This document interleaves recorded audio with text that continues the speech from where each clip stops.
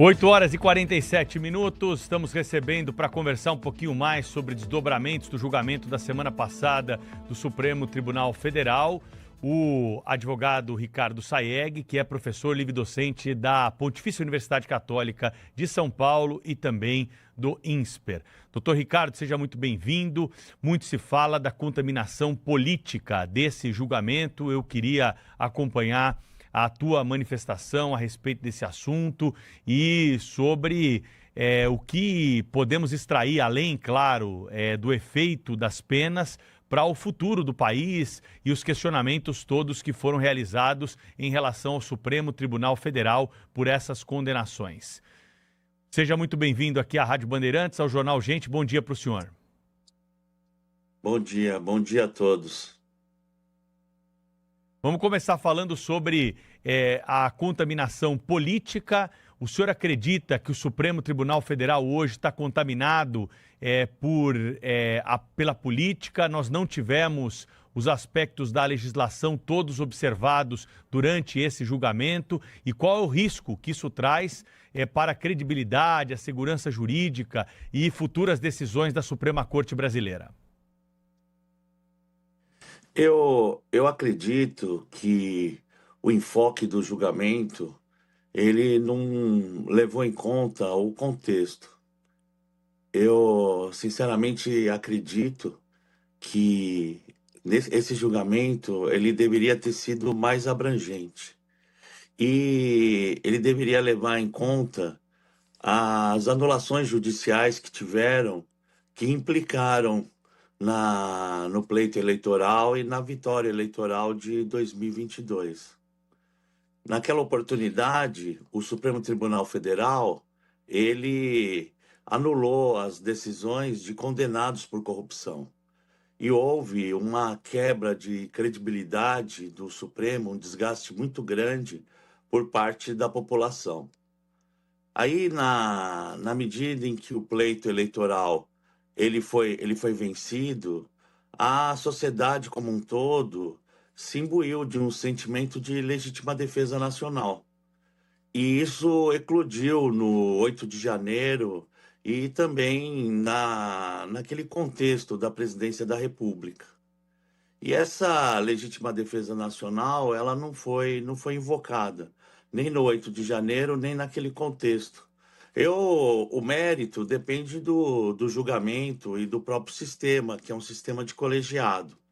Mas o que nós vimos é o próprio Supremo Tribunal Federal anulando condenações de crimes gravíssimos de corrupção e depois ele atuando de uma forma rígida, totalmente diferente daquele contexto anterior.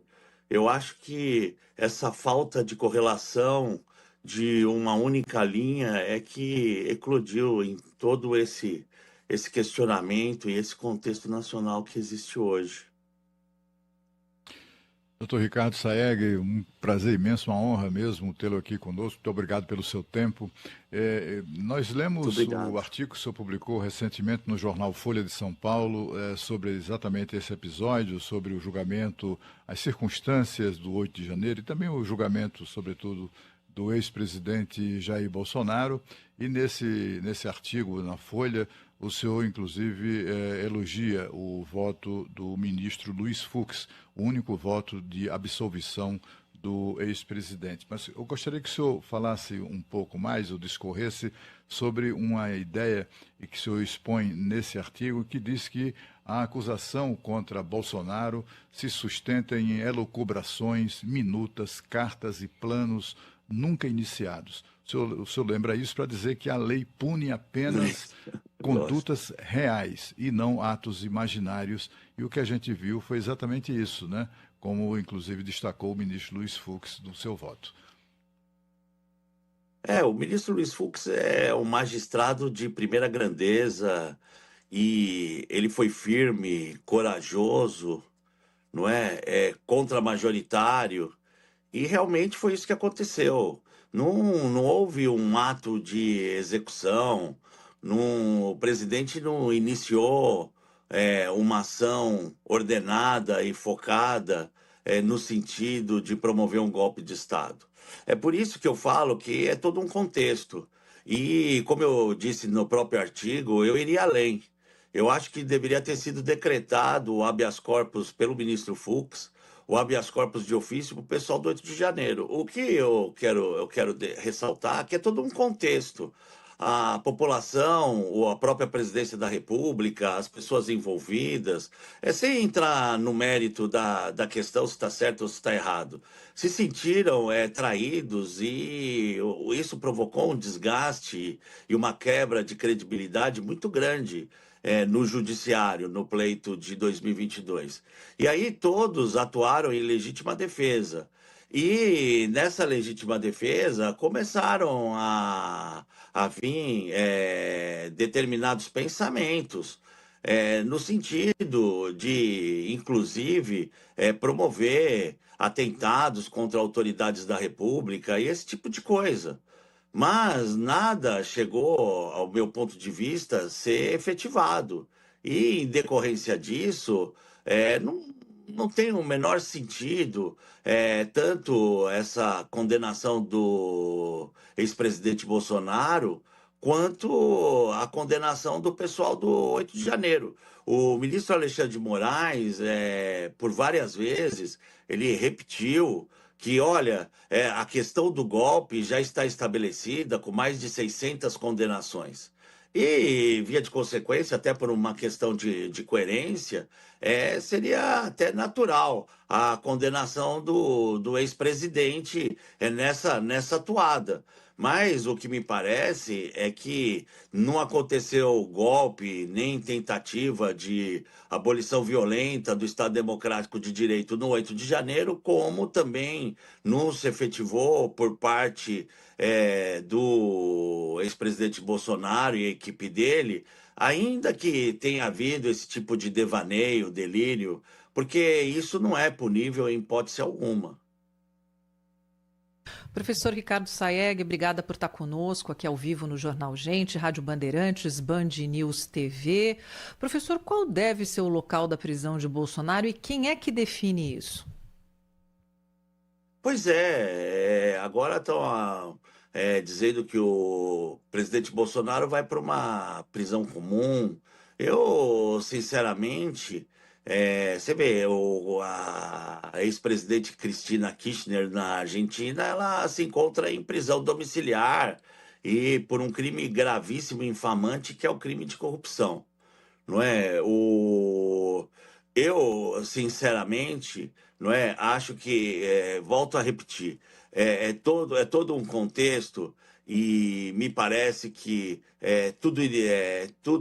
tudo envolve o pessoal do 8 de janeiro, que é o ápice dessa questão, não é? Eu tive a oportunidade de ver uma ilustração aonde a cela pelos crimes de corrupção estava vazia e a cela pelo pessoal do 8 de janeiro e dessa reação em face da eleição presidencial de 2022 estava lotada. Eu penso que o presidente Bolsonaro tem que ficar junto com o povo dele. Na verdade, eu penso que o pessoal do 8 de janeiro, assim como o ex-presidente Bolsonaro, tem que ser posto imediatamente em liberdade.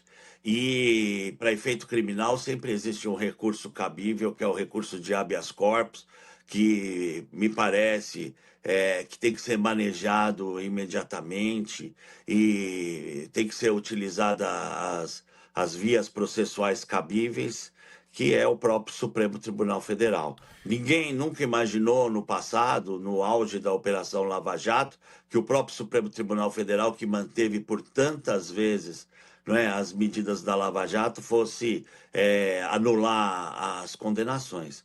A justiça funciona dessa forma, é a justiça dos homens, não é? E a justiça dos homens, ela evolui com a dinâmica das coisas. E evolui no movimento pendular. Às vezes ela avança, às vezes ela implica em retrocesso. Eu acho que a defesa tem que insistir. E não insistir, o Brasil não tem que insistir só na libertação do presidente Bolsonaro. Tem que insistir na libertação dele e do pessoal do 8 de janeiro. Eu quero lembrar e destacar um ponto. não sei se eu tenho certeza que vocês se recordam, as pessoas quando foram cercadas no 8 de janeiro pelo Exército, entenderam que o Exército estava lá fazendo a proteção deles e não a condução deles para a prisão. Por quê? Porque estavam todos imbuídos. O Brasil estava imbuído de um sentimento de legítima defesa. Ah, mas não tinha razão para essa legítima defesa, porque o Brasil está polarizado, não é? 60 milhões de eleitores pensam de uma forma, 60 milhões de eleitores pensam de outra forma. A distância eleitoral entre eles, que marca objetivamente essa divisão, foi mínima, mínima, mínima. Um voto contra o outro foi menos de 1 milhão para uma população eleitoral de 120 milhões de pessoas. Mas existe, de qualquer forma, não é, uma categoria jurídica que a gente chama de legítima defesa putativa, que é legítima defesa aparente.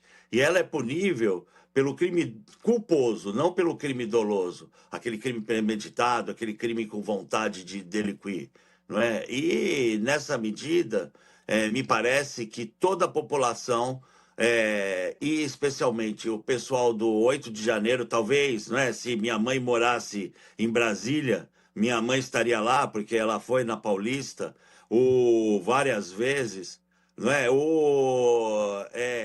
Assim como o ex-presidente Bolsonaro, a equipe dele, tem que ser posta imediatamente em liberdade, porque foi todo um contexto especial, excepcional, e infelizmente, não é? A legítima defesa nacional não foi posta em discussão perante o Supremo Tribunal Federal.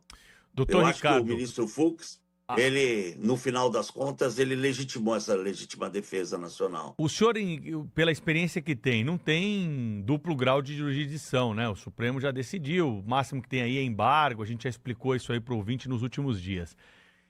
A saída para consertar esse quadro, né, desarranjado que o senhor revela para a gente, na tua avaliação, é a anistia ou isso pode botar mais fogo, ainda que o Supremo já sinalizou, antes mesmo do processo chegar lá, de algum tipo de questionamento de inconstitucionalidade, no próprio voto o ministro já sinalizaram, não tem anistia para esse tipo de crime, hein? Mesmo contrariando o texto legal.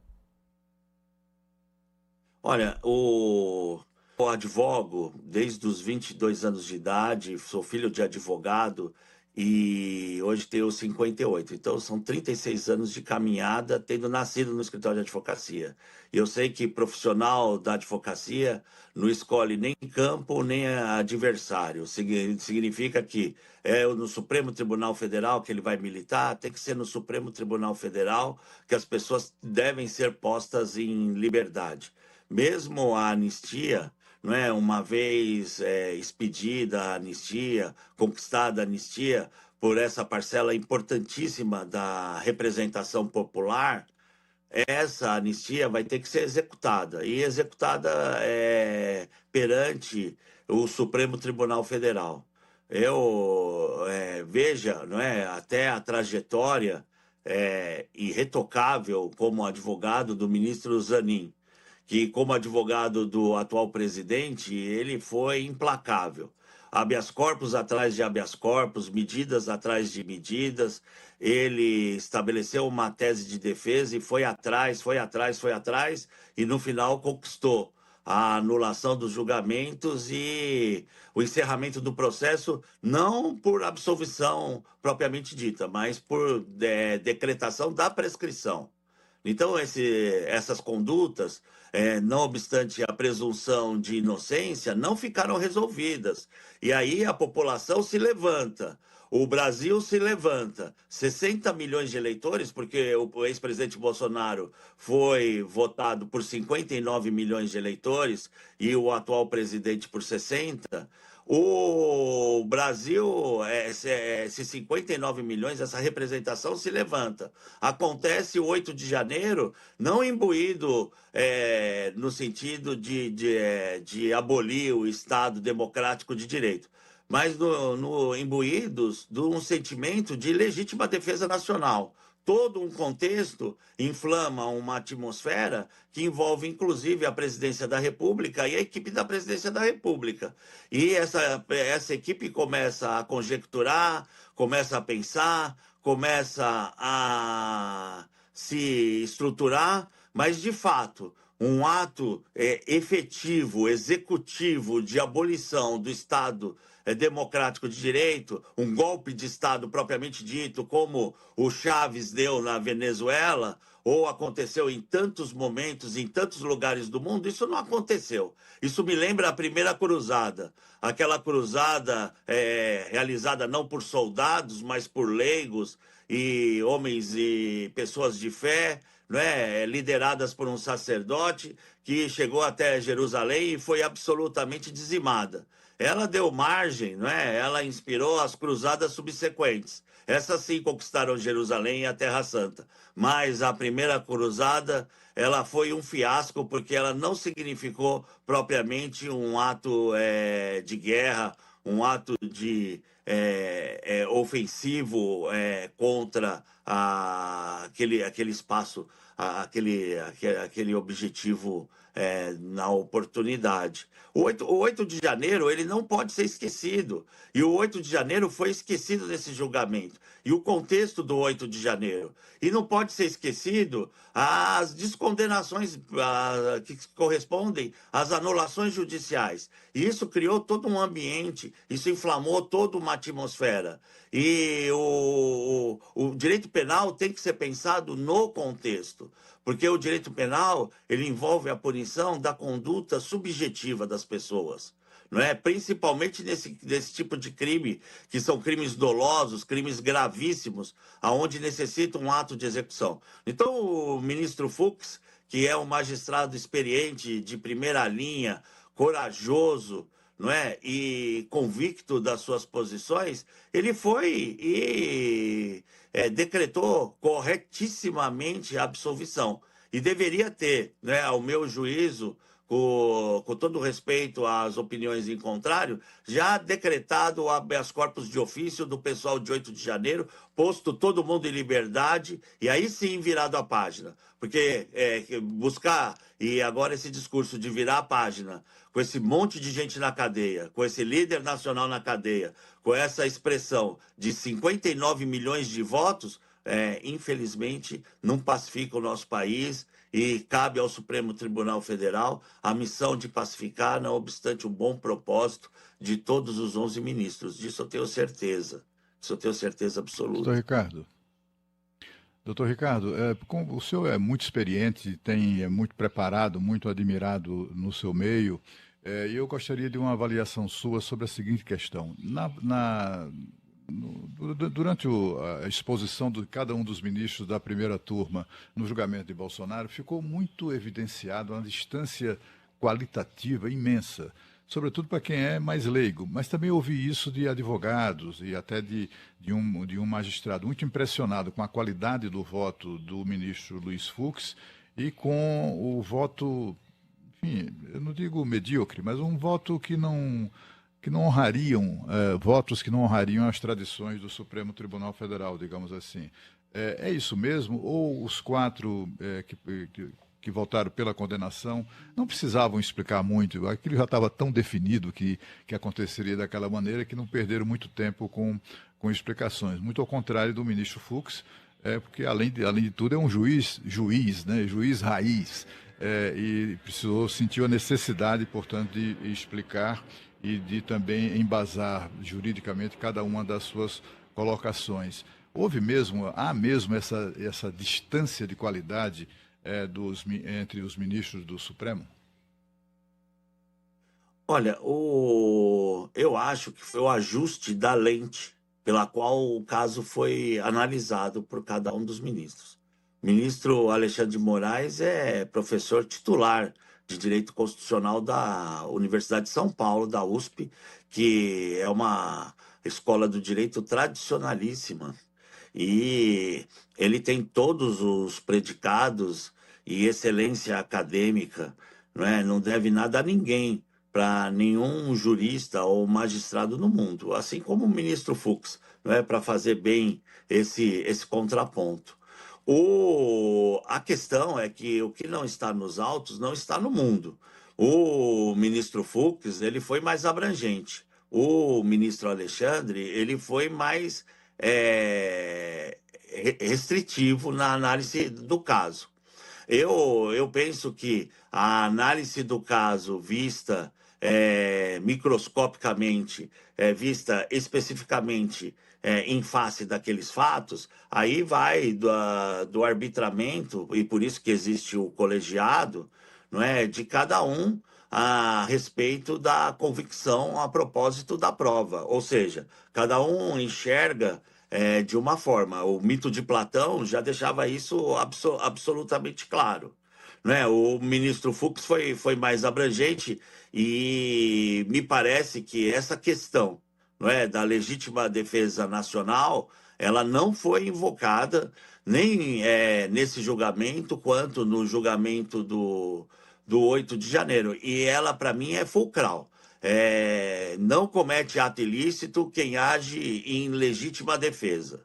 Em legítima defesa. Existe a legítima defesa real, existe a legítima defesa putativa, que é a legítima defesa aparente.